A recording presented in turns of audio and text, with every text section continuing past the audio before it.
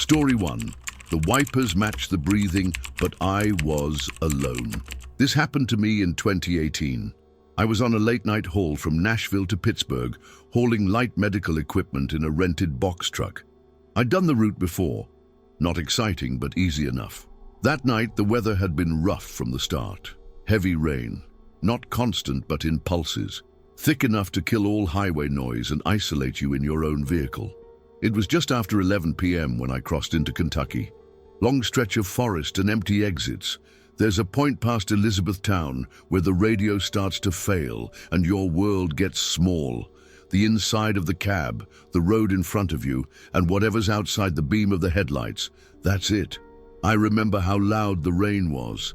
It was bouncing off the roof in sheets, the kind of noise that has weight to it. Not like background sound, more like pressure.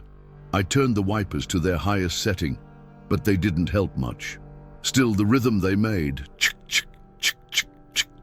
kept my mind engaged, like a metronome.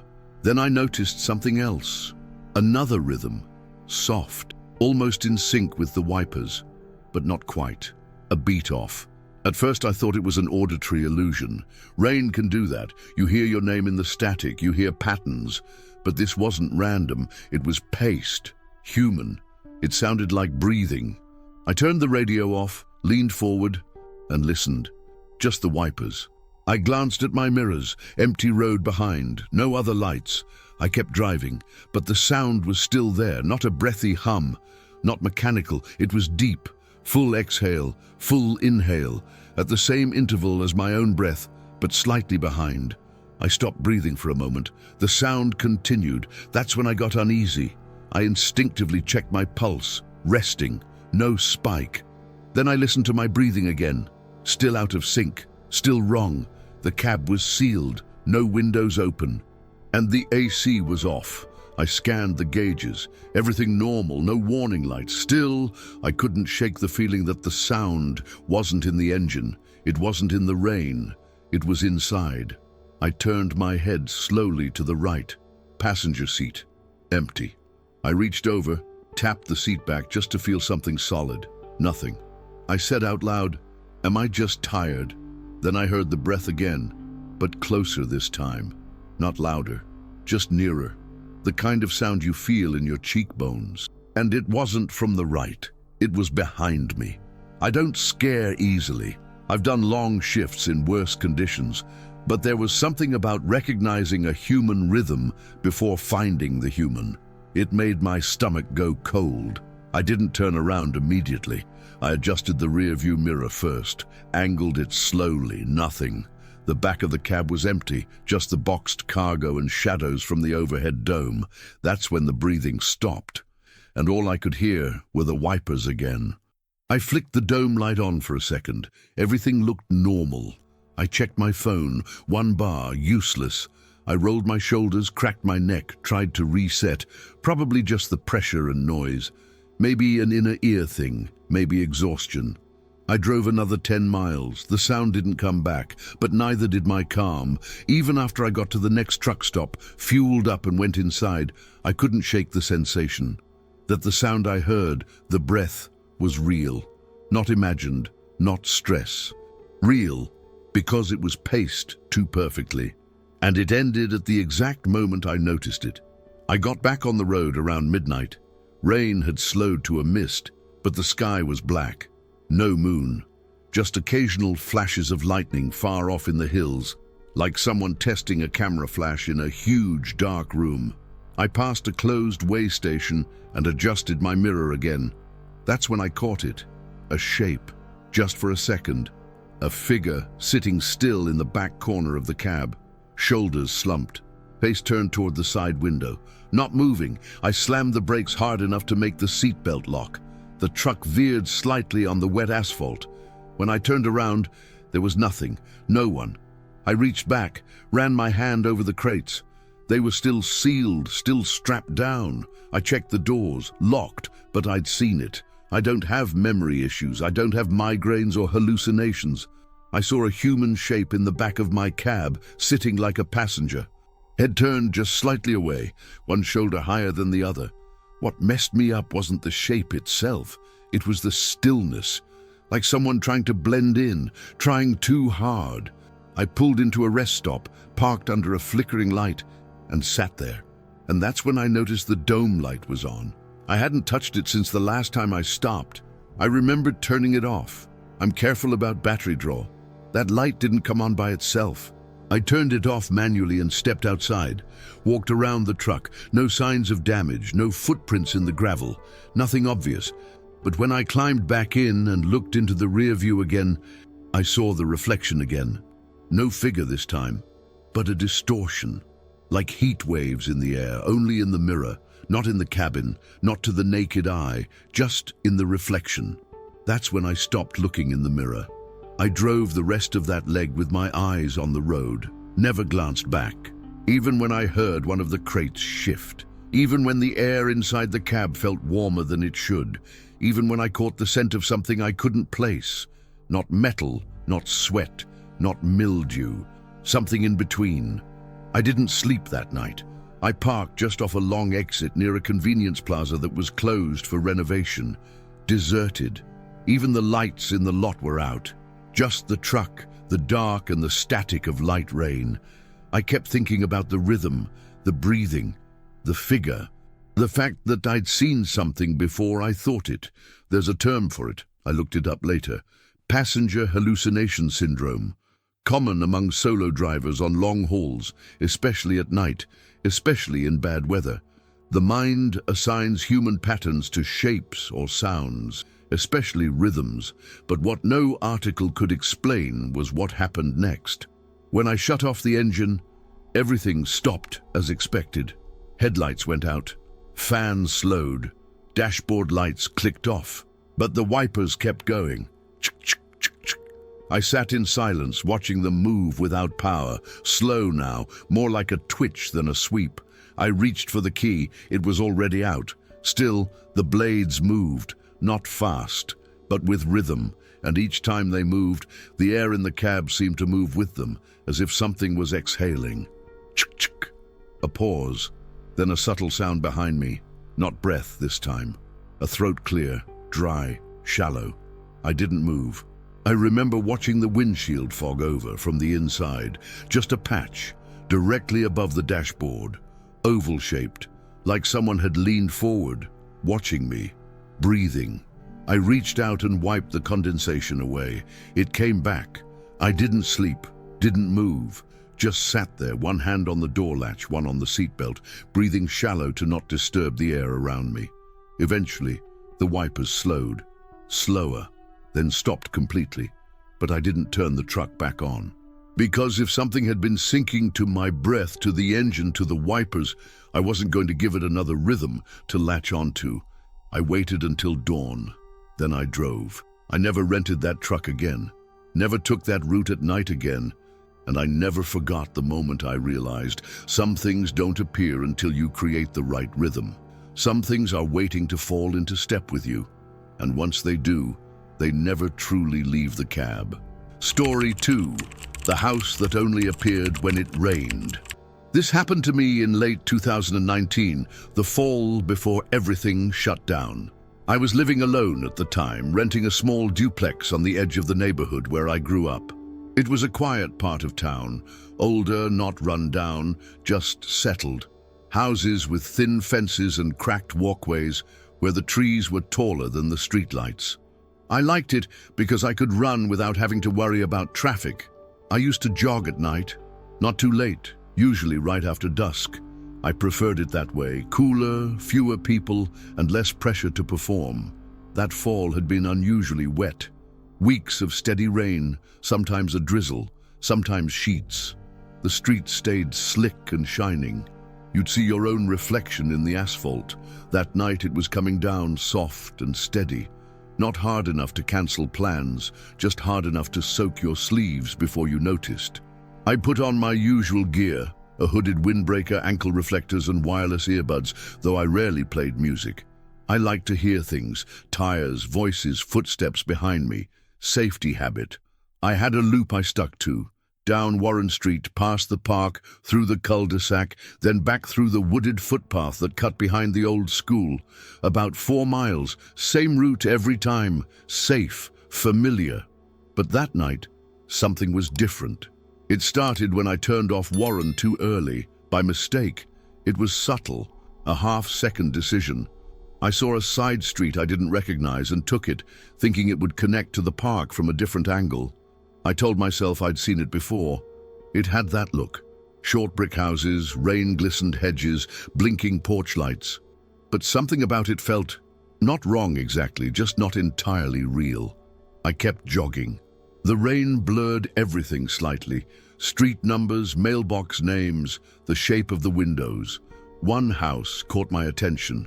Not because it looked out of place, but because it didn't. It looked like every other house in that neighborhood. White siding, stone steps, a yellow porch light, the kind that glows like a low flame in fog. But the mailbox, I slowed down. The name stenciled on it was mine. Not my first name, my last. Same spelling. Same font my parents used to use on our Christmas envelopes. I stopped running and walked closer. There were no cars in the driveway, no lights inside, just the porch lamp, curtains pulled halfway on the left window. The grass was short, but looked soft, like it hadn't been walked on in a long time. I reached out and touched the mailbox. It was real, cold, wet metal. I opened it, empty, no junk mail, no flyers, no cobwebs. I backed up, trying to get perspective. Maybe it was just a coincidence. Maybe the rain made me misread it. I took a photo with my phone. The flash made it worse. Everything blurred. The picture just showed shapes and wet outlines. I told myself it wasn't a big deal. I didn't want to believe it was. I turned around and retraced my route, determined to get back on my loop. But the next morning, when I looked at the GPS from my running app, there was no record of the side street. The line just stopped at the edge of Warren, then skipped to the park. I figured it was a sync issue. I looked it up on Google Maps. No street listed there either. I went outside and checked on foot in daylight. Same area, no side street, no mailbox, no house, just a fence, solid wood, no break in it. But I remember the steps. I remember the light. I remember the smell of the damp concrete and the silence of the yard. I remember my last name. That night I didn't sleep well. I kept waking up between dreams. Not nightmares exactly, just disjointed scenes. I'd see the same yellow light flickering behind a rain-smeared window. I'd hear the soft drip of water from a gutter. Then nothing. Sometime around 3 a.m., I had a clearer dream. I was back at the house. I was standing on the steps, rain still falling, but without getting wet. Like I was watching myself from above. I was soaked, though. The hood on my jacket clung to my neck, and my hands were clenched at my sides. In the dream, I knocked on the door 3 times. Not urgently, just ritualistically. The door opened, but there was no one there, just a voice. Not from behind the door, from above me, from the house itself, like the wood and walls were speaking. It said, "Are you ready to come home yet?" I didn't answer. I didn't move. The dream ended when I stepped inside.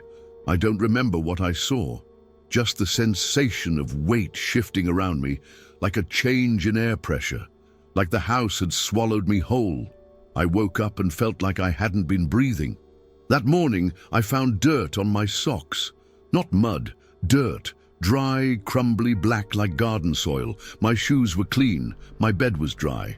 I told myself I must have walked around barefoot at some point, but I never sleep without socks, and I never go outside without shoes, especially not in the rain.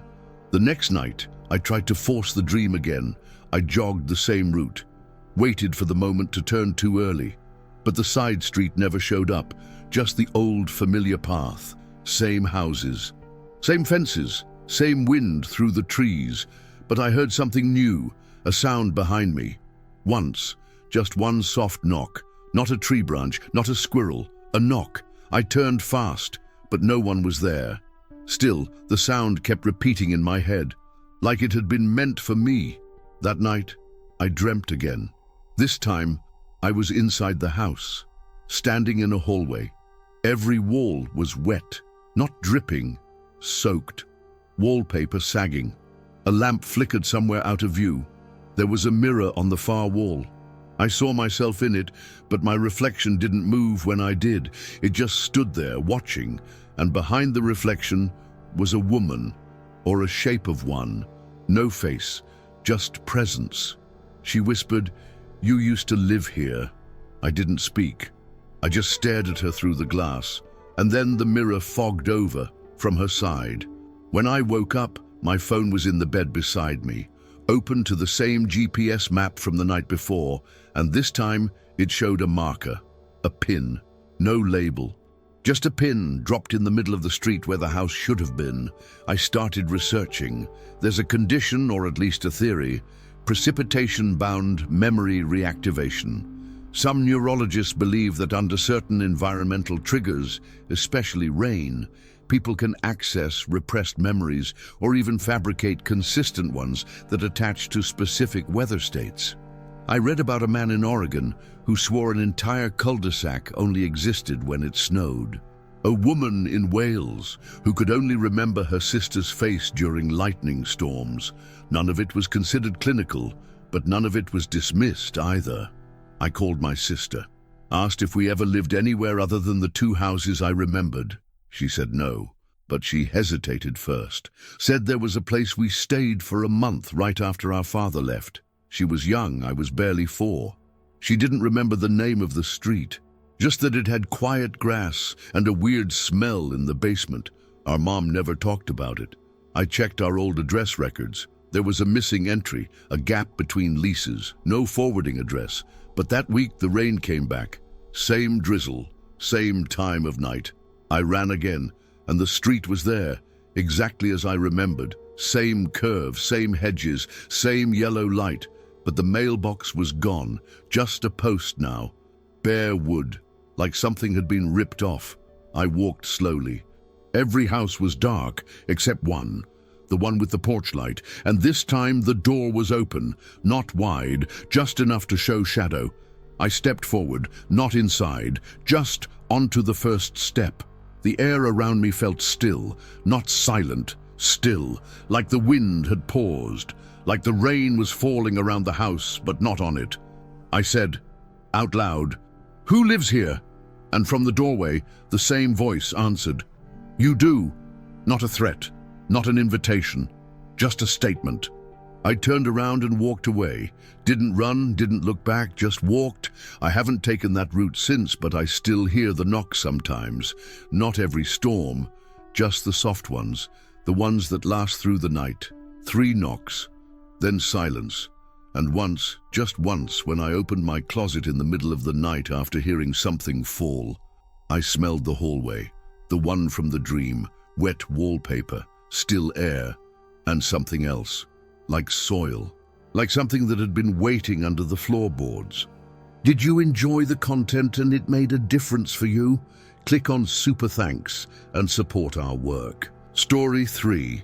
Someone knocked, but the rain was too loud to hear it. This happened to me in 2021 during the fall. I was staying alone at my brother's place while he was overseas for work. He had a small rental in a woodsy part of Oregon, old construction, slightly sloped foundation, with a deck that overlooked a narrow gravel road. He'd left me a long list of instructions before leaving, mostly about trash days and thermostat quirks. Nothing unusual. The neighborhood was quiet. Only 3 houses shared the road, and 2 of them looked empty most of the time. Lots of trees, no sidewalks, just wind, squirrels and birds. A good place to be alone, if that's what you were looking for. The first storm hit 2 nights after I got there. Constant rain, no breaks, not violent, just heavy enough that it became a presence. It blurred the windows and covered everything else. I worked remotely, so I spent my days on the 2nd floor where the Wi-Fi was strongest. The thing about rain is that it eats up all other sound. You don't notice it right away. You just start to realize how quiet your house becomes. Not because it's actually silent, but because it's so full of noise that nothing else gets through. That night, I went to bed earlier than usual. No music, no TV. I just sat in bed and listened. It was almost comforting, like being in a shell. Until I heard something that didn't belong. At first I thought it was the wind catching something loose on the deck. A flower pot maybe. But then I heard it again. A faint, dry scratch. Deliberate, intermittent. Not random enough to be nature. It was coming from the back door. I went downstairs barefoot, careful not to let the floor creak. I didn't turn on any lights. The back of the house had an old wooden door with a thin vertical window, the kind you can barely see through unless your face is pressed to it. I moved close, slowly. Another sound. 3 short scratches, then nothing. I held my breath and leaned in just slightly. The glass was fogged over from the temperature difference. I couldn't see anything. And then a single knock, soft, almost gentle, like someone was waiting, not demanding. It didn't come again. I stayed there for a long time, not sure whether to open the door or turn on the light. But something about the sound, the way it came through the storm, stuck with me. It wasn't loud, but it was timed, placed, like it knew how to fit between the thunder. That was the part that unsettled me.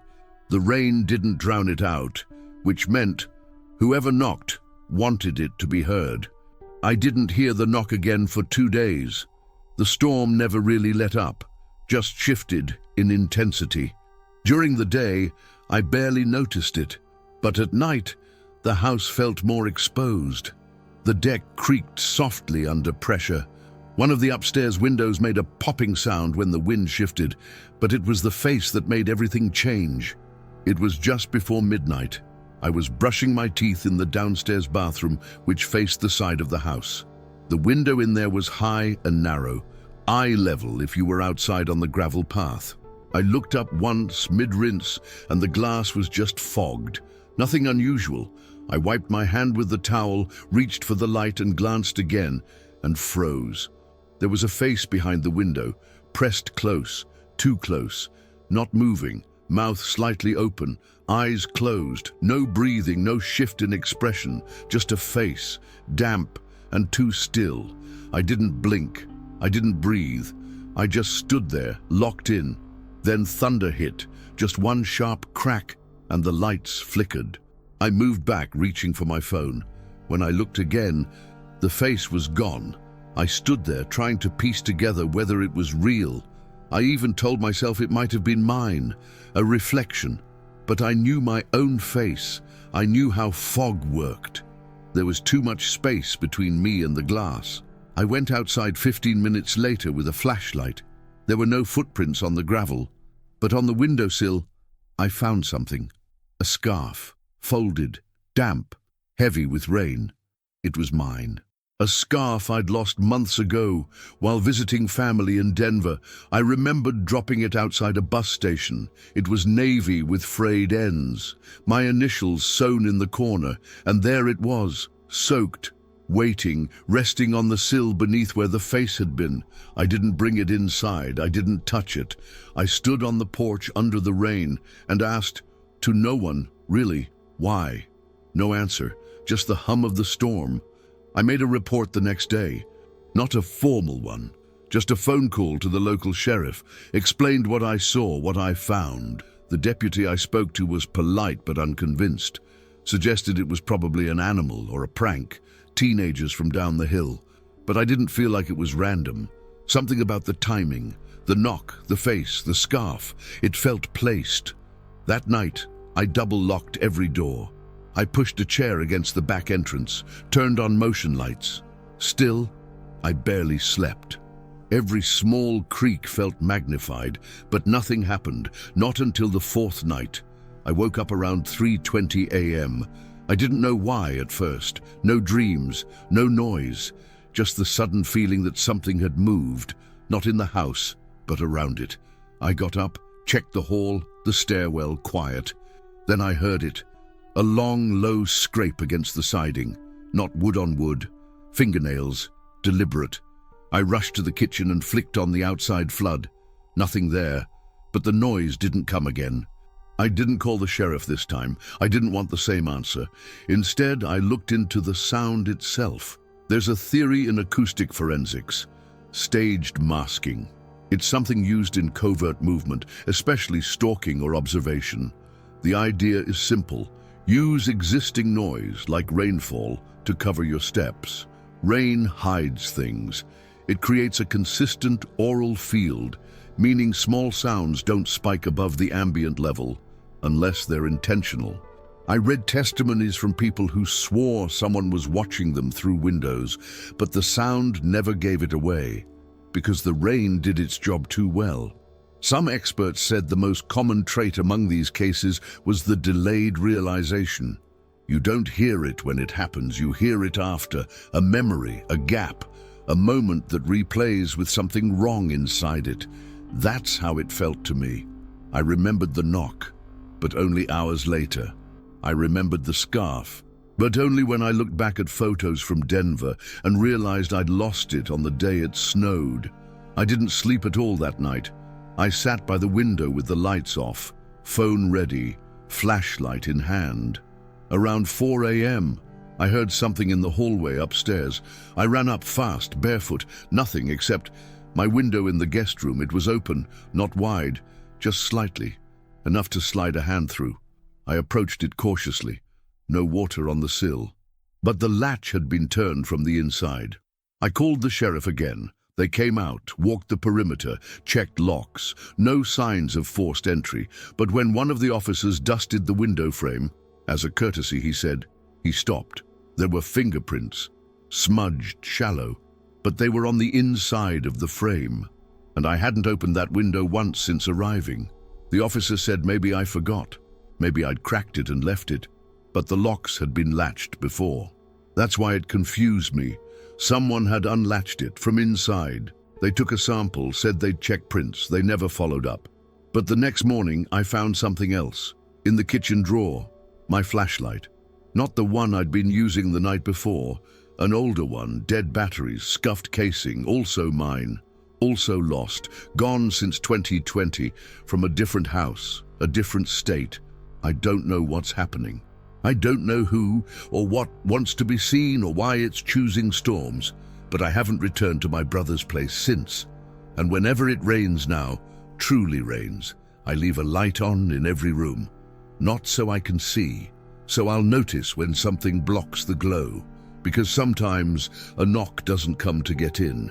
Sometimes it's to see if you remember. Who opened the door first?